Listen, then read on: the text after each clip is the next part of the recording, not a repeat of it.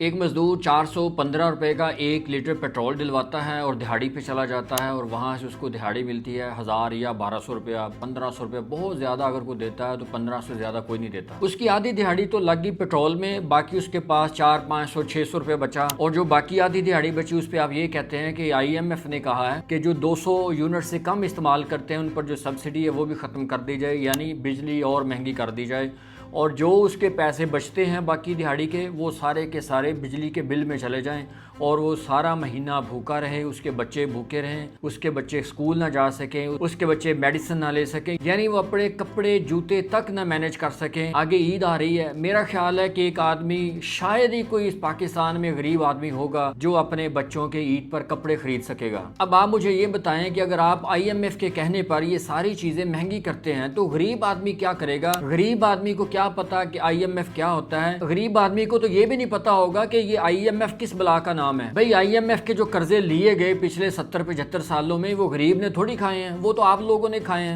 جن لوگوں نے قرضے لیے، جن لوگوں نے کھائے، ان لوگوں پر بوجھ ڈالنے کی بجائے آپ IMF کا سارا بوجھ ایک غریب آدمی پر ڈال دیتے ہیں جو آلریڈی ہی بھوکا ہے، آلریڈی وہ روٹی سے محروم ہے، اس کے پاس پہلے ہی کچھ نہیں بچا ہوا، وہ اپنی چھوٹی موٹی بچی کچی دہاڑی سے اپنی بڑی مشکل سے 1 ٹائم کی روٹی کھاتا ہے۔ 2 یا 3 ٹائم کی روٹی پکانا غریب آدمی کے گھر میں ناممکن ہے، تو اس IMF کا بوجھ یہ غریب آدمی پر کیسے ڈال سکتے ہیں؟ اور یہ صرف غریب آدمی کی بات نہیں ہے، ایک سرکاری ملازم، ایک چھوٹے طبقے کا آدمی وہ بھی اسی طرح پسا ہوا ہے۔ کیا غریب آدمی نے کبھی کرپشن کی ہے زندگی میں؟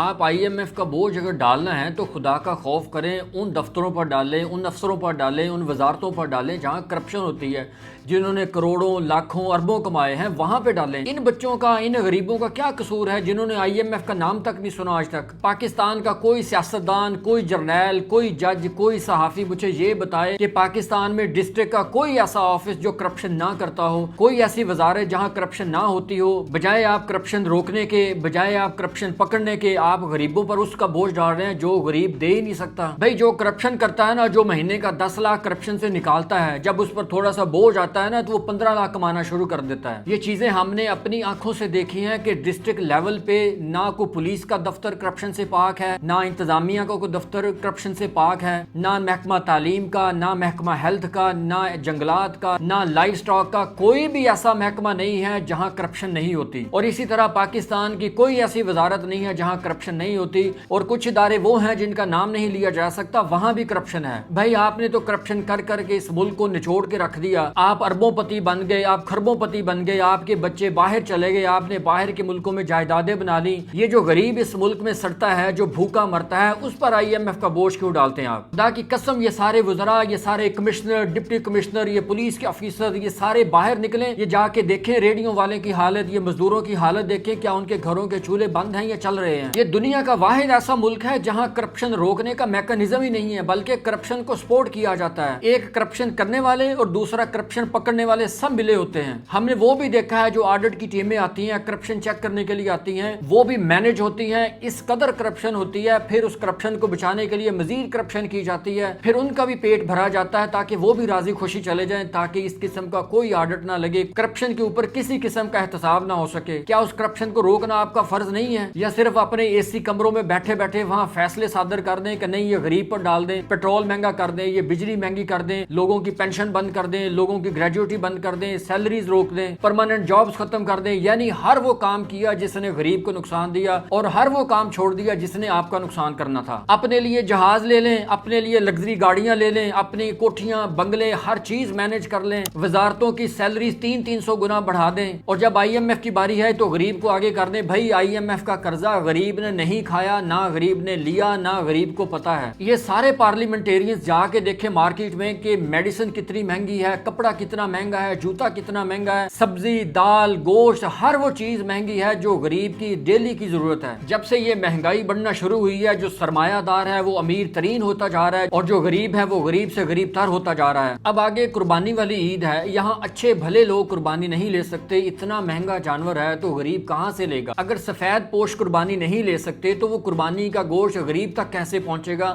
یہ کبھی ہمارے حکمرانوں نے سوچا ہے یا ہمارے کبھی عمران نے سوچا ہے اس بارے میں؟ اس ملک میں اب غریب کے لیے نہ تعلیم بچی ہے، نہ صحت بچی ہے، نہ اس کی خوشحالی بچی ہے، نہ اس کے بچوں کی خوشیاں بچیاں ہیں نہ اپنے بچوں کی وہ شادیاں کر سکتا ہے، وہ ہر طرف سے جکڑا ہوا ہے، نہ وہ ملک میں رہ سکتا ہے نہ وہ ملک چھوڑ سکتا ہے، وہ کہیں کا نہیں رہا۔ آخر یہ کب تک ایسا چلے گا کہ آپ لوگ امیر سے امیر ترین ہوتے جائیں گے اور ہم لوگ غریب سے غریب تر ہوتے جائیں گے؟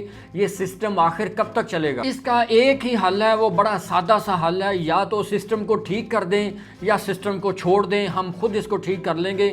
اللہ تعالیٰ نے ہمیں صلاحیت دی ہے کہ ہم سسٹم کو سمجھتے بھی ہیں، ہم سسٹم کو ٹھیک بھی کر سکتے ہیں، ہمیں غریب کے دکھ کا اندازہ بھی ہے اور ہمیں یہ بھی پتا ہے کہ غریب کا دکھ ٹھیک کیسے کیا جا سکتا ہے۔ نہ آپ غریب ہیں، نہ آپ کا غربت سے کوئی تعلق ہے، نہ غریب سے آپ کی رشتہ داری ہے، نہ غریب کے ساتھ آپ کی سلام دعا ہے، اس لیے آپ کبھی بھی غریب کا احساس نہیں کر سکتے اور نہ ہی غریب آپ کے ساتھ رہنا چاہتا ہے۔ اس لیے بہتر یہی ہے کہ آپ سسٹم سے الگ ہو جائیں، غریبوں کو موقع دیں، مڈل کلاس کو موقع دیں، یہ خود سسٹم کو ٹھیک کر لیں گے اور زیادہ ٹائم بھی نہیں لیں گے۔ آپ نے تو 78 سال لے لیے، اس کے باوجود آپ نے سسٹم کا بیڑا غرق کر دیا۔ آپ کسی مڈل کلاس کے پڑھے لکھے بندے کو دے دیں، وہ سسٹم کو چند سالوں میں ٹھیک کر دے گا۔ آپ سے یہ نہیں ہونا، نہ آپ اس کے قابل ہیں، نہ آپ اس کے اہل ہیں اور نہ ہی آپ اس سسٹم کو ڈیزرو کرتے ہیں۔